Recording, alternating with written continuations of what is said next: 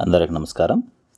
Digi locker యాప్ను download చేసుకున్న తర్వాత క్రెడెన్షియల్స్ క్రెడెన్షియల్స్ అంటే ఆధార్కు లింక్ అయినటువంటి మొబైల్ నంబరు లేదా ఆధార్ నెంబర్ ద్వారా క్రెడెన్షియల్స్ ఇచ్చిన తర్వాత మీ 6 డిజిట్ పిన్ ఎంటర్ చేసి దానికి వచ్చేటటువంటి ఓటీపీని కూడా ఎంటర్ చేసిన తర్వాత మాత్రమే మీరు డిజీ లాకర్ లాగిన్స్లోకి ఎంటర్ అవ్వాల్సి ఉంటుంది. ఇక్కడ ఈ విధంగా డిజీ లాకర్కి సంబంధించినటువంటి ఇంటర్ఫేస్ కనబడుతుంది. సెర్చ్ ఆప్షన్ను క్రియేట్ చేసి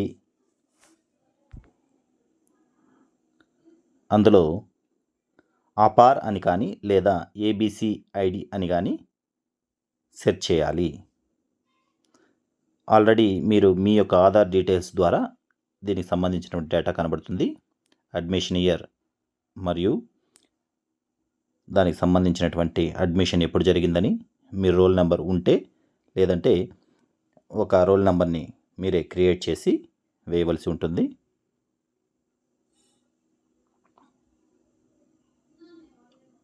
తర్వాత మీరు ఏ యూనివర్సిటీ కోసం అయితే ఈ అపార్ను క్రియేట్ చేస్తున్నారో ఆ యూనివర్సిటీకి సంబంధించినటువంటి డేటాను ఇక్కడ ఇవ్వాల్సి ఉంటుంది. నేను పద్మావతి యూనివర్సిటీ మహిళా యూనివర్సిటీకి సంబంధించినటువంటి డేటాను ఇవ్వదలుచుకున్నాను. సో ఇక్కడ శ్రీ పద్మావతి మహిళా విశ్వవిద్యాలయానికి సంబంధించినటువంటి ఆప్షన్ సెలెక్ట్ చేసుకుంటాను.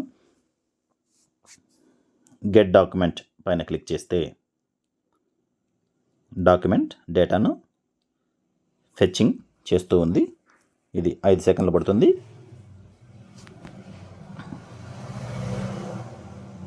5 సెకండ్ల తర్వాత అపార్ ఐడికి సంబంధించినటువంటి డేటా ఇక్కడ కనబడుతుంది. దాన్ని క్లిక్ చేసిన వెంటనే మీకు అపార్ ఐడికి సంబంధించినటువంటి పూర్తి డీటెయిల్స్ ఇందులో కనబడతాయి.